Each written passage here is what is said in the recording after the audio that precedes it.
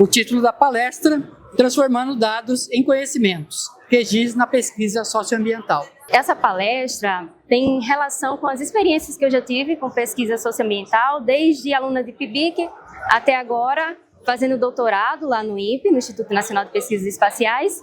Eu não sou doutora ainda, estou fazendo doutorado, né? E vamos lá ver as possibilidades do QGIS para trabalhar com esse tema, né, da pesquisa socioambiental. Então, eu tentei trazer aqui uma relação entre pesquisa científica e QGIS, e em qual momento que o QGIS pode ser usado como ferramenta. A pesquisa científica, seja ela qual for, né, ela envolve perguntas sobre o mundo real. É responder as perguntas sobre o mundo real, com métodos sistemáticos e replicáveis. Isso é o que difere a pesquisa, a ciência, né, o conhecimento científico de outros tipos de conhecimento. A partir disso, a gente produz conhecimento científico e também soluciona problemas. E quando nós estamos tratando de pesquisa socioambiental, principalmente, que é também o campo que eu tenho mais conhecimento, o QGIS ele pode entrar na coleta, no processamento, na análise de dados espaciais e na geração da informação espacial, que é o que o geoprocessamento faz, né? Ele converte dados espaciais em informação espacial, e o QGIS é uma ferramenta computacional para o geoprocessamento. Então, se tratando de alguns temas, pelo menos os temas que eu tenho trabalhado mais, nós podemos utilizar o QGIS para a construção de indicadores. Não sei se é um termo que vocês já conhecem, né? Por isso que eu trouxe aqui uma definição. Os indicadores sintetizam informações sobre o estado e tendência de fenômenos que são complexos, de maneira que facilite a comunicação para os tomadores de decisão. Eu trouxe aqui dois exemplos de mapas. Um mapa de PIB per capita. O PIB é um indicador econômico. E nós podemos utilizar o QGIS para verificar padrões espaciais. Então, tem o benefício de você, ao invés de gerar a tabela, só com valores de PIB, você gerar um mapa. Porque aí você vai ver, por exemplo, aqui no Brasil, quais são as regiões que o PIB per capita está mais alto, quais regiões que está mais baixo, e também até fazer correlação espacial ou outros tipos de análises espaciais.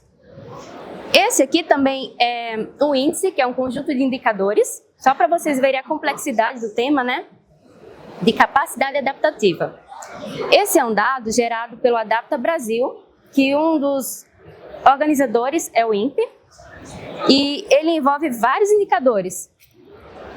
Não sei se eu vou conseguir ler aqui, mas capacidade de investimento público municipal e renda, governança, gestão de risco de desastre, vários indicadores que são expressos de uma maneira simples por meio de um índice. Então, essa é mais uma maneira de trabalhar com QGIS. E como na prática a gente consegue gerar dados, né, pegar dados e converter esses dados em informação espacial e em indicadores.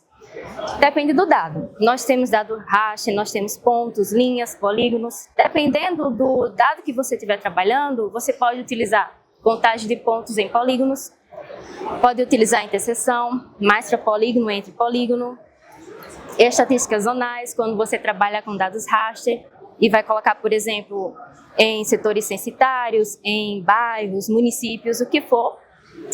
Unir atributos pela posição, sumário, que ele é muito útil quando você tem que extrair dados municipais para, por exemplo, grades.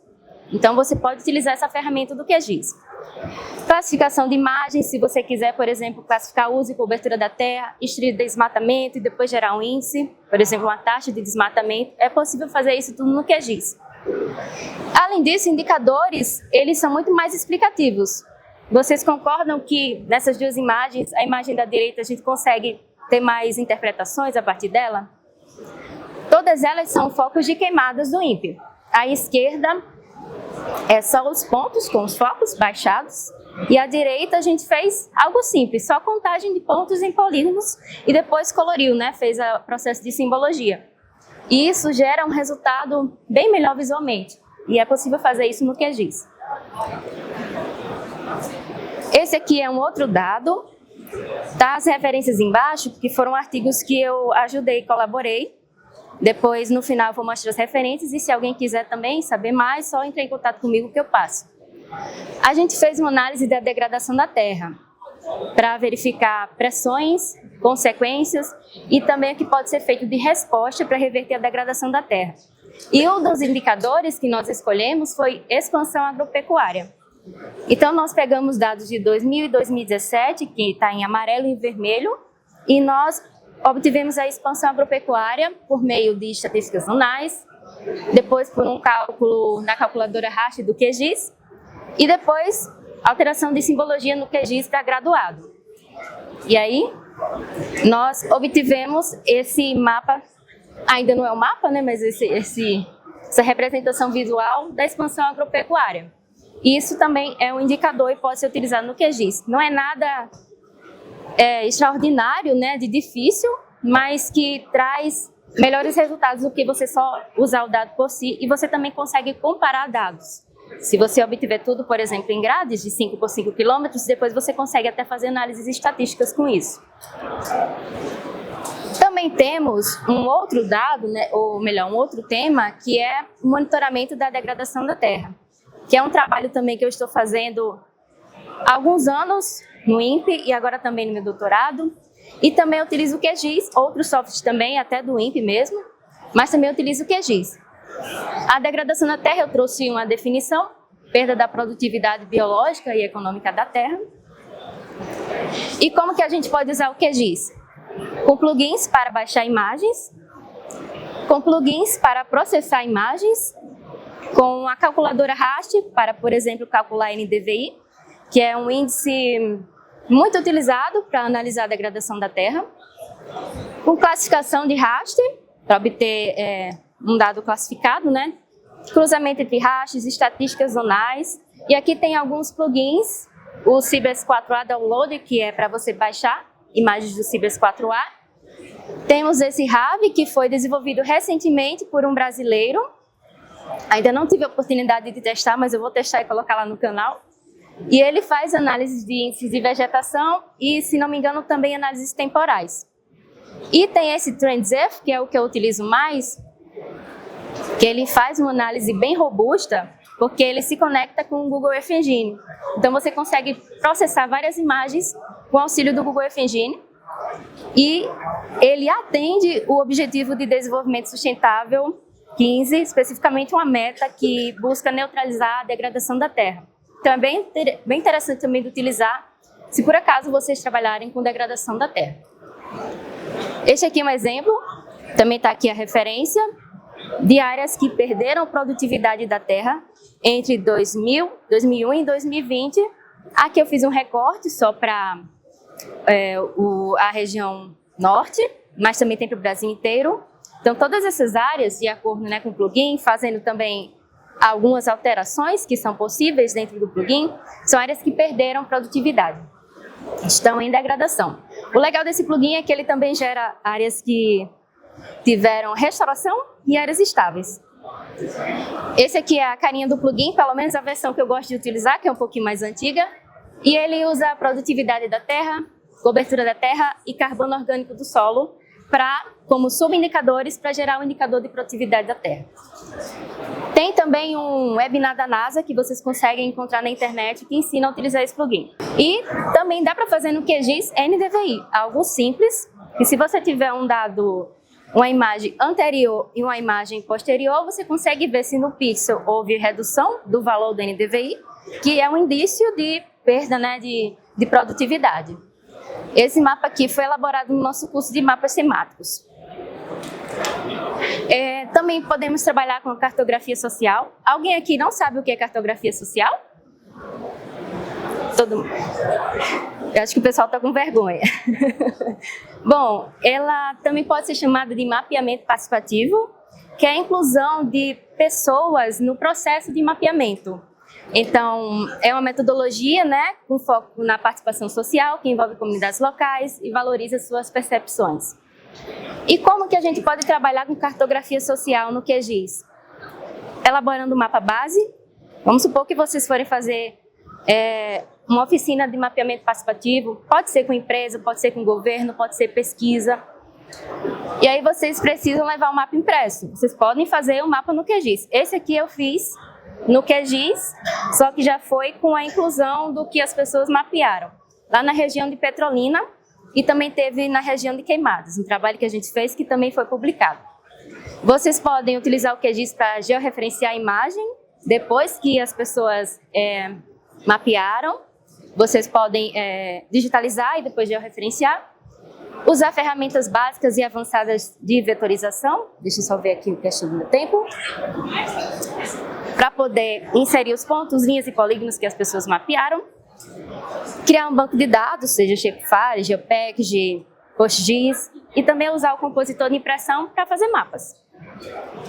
E aqui é um exemplo de mapa que foi elaborado, né, por nós, autores. É esse mesmo mapa, só que no QGIS.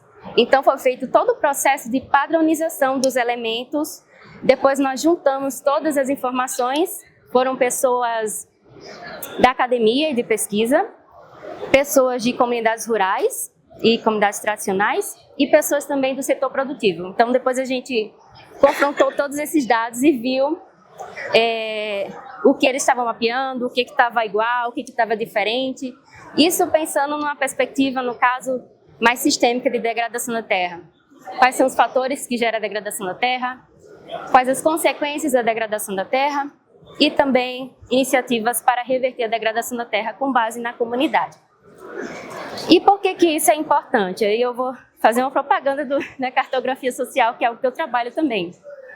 Porque às vezes você consegue encontrar dados mais detalhados muitas vezes do que na própria prefeitura, no próprio governo, porque esses mapas que são produzidos, eles podem ser utilizados como instrumento de reivindicação de direitos, por exemplo, para delimitação de territórios indígenas e comunidades tradicionais. Você pode aplicar esses mapas, claro que fazendo tudo com uma metodologia científica, validando para aplicação em políticas públicas e um planejamento mais participativo que inclui as pessoas na região para ajudar a resolver os problemas delas e na promoção da ciência cidadã, que é a inclusão de pessoas no processo todo de construção do conhecimento. Esse é um outro mapa que foi para a região do Vale do Paraíba, aqui em São Paulo, com potencialidades e problemas socioambientais que eles, na visão, né, das pessoas que participaram dessas oficinas, encontraram. E aqui a gente utilizou símbolos pictóricos também no QGIS, importando o SVG. Bom, trabalho de campo também é algo que o QGIS pode contribuir. O QGIS e o QField, né, como ferramentas. O QField vocês conhecem? Alguém aqui não conhece o QField? Todo mundo conhece muita coisa já. E o QField, ele é um aplicativo para trabalho de campo. Como é que a gente faz? A gente prepara o projeto no QGIS, a gente leva as informações do projeto que precisa ser pensado anteriormente para dentro do QField, no celular, num tablet. Nós podemos visualizar e editar camadas no QField. Então você consegue ir a campo, marcar pontos no GPS, inserir polígonos, tudo isso. Depois importar dados no pós-campo, no QGIS, realizar análises e também fazer, né, os seus outros trabalhos derivados do que você encontrou no campo. Esse aqui é um print, foi um trabalho que a gente do INPE, né, do laboratório que eu faço parte, fizemos. Nós fizemos coletas de solos na região de Petrolina, ali na Bahia e Pernambuco. E nós criamos todo o projeto do QGIS com os pontos e depois a gente setou lá para ir nesses pontos e foi muito bom, foi muito útil utilizar o QGIS, deu super certo, os pontos estavam bem localizados e depois a gente fez análises de solo, que está para publicar ainda não publicamos, mas está perto de publicar. Esse aqui é um mapa temático, né, com a localização desses pontos e os tipos de solo que nós avaliamos. E depois a gente passou essas informações para uma pessoa do desenvolvimento que criou um WebGIS bem simples, que está nessa página. Então, se qualquer pessoa quiser ver o processo, né, por onde que a gente passou com os pontos, consegue visualizar. Esses pontos foram obtidos no QField. Por fim, eu vou tentar ser bem breve. O QGIS pode ser utilizado para mapas temáticos.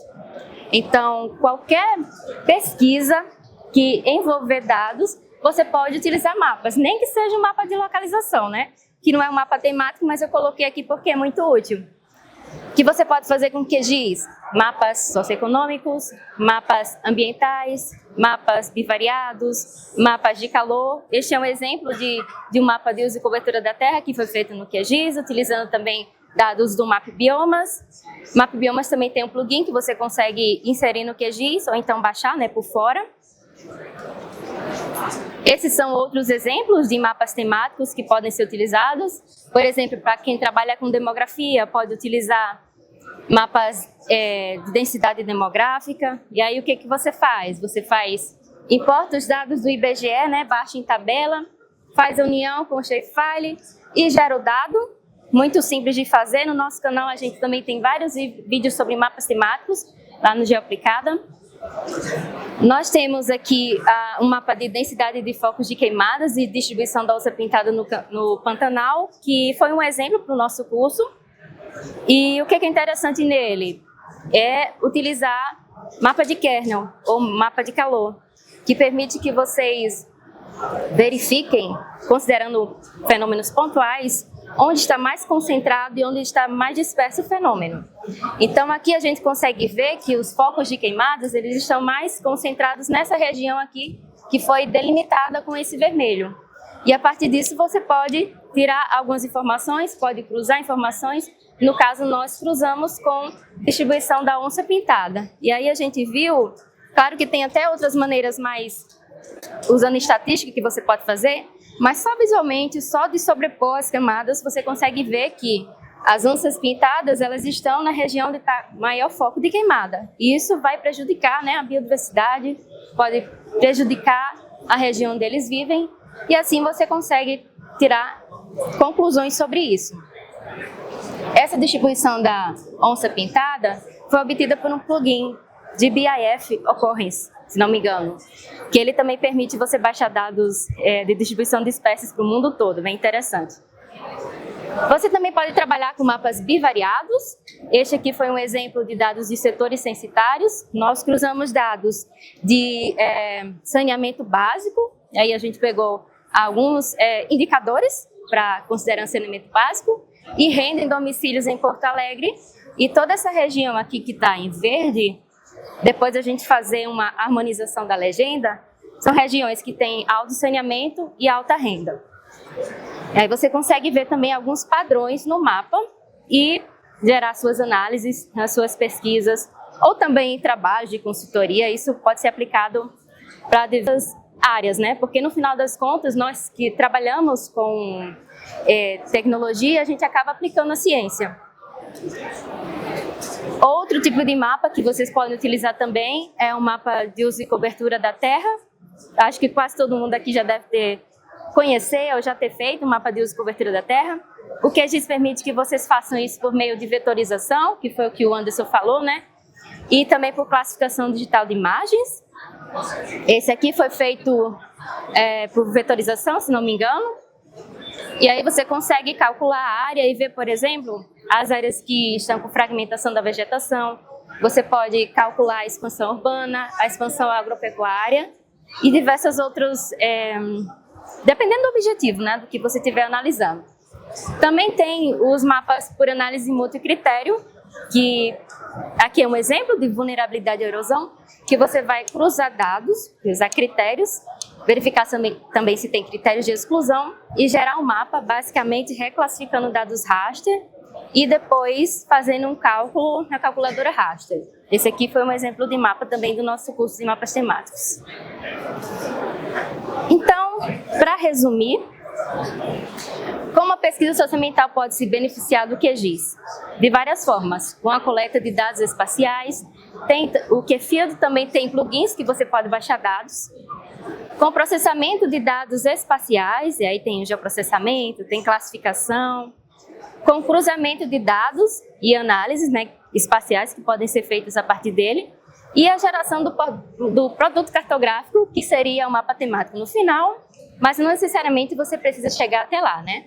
Mas é legal os mapas porque você consegue sintetizar tudo isso num produto cartográfico bem bonito. E, voltando ao que eu falei no início, o QGIS como já diz alguns autores de livros conhecidos do INPE, ou qualquer sistema de informação geográfica, ele é uma ferramenta computacional do geoprocessamento. Então, eles nos ajudam a converter dados em informação espacial para a tomada de decisão. Essas são as referências, eu vou passar bem rápido, mas se vocês quiserem depois, podem entrar em contato para falar com a gente. O amigo está tirando foto aqui, a outra também. E está aí os nossos contatos. Eu coloquei aqui o contato, meu e-mail do INPE.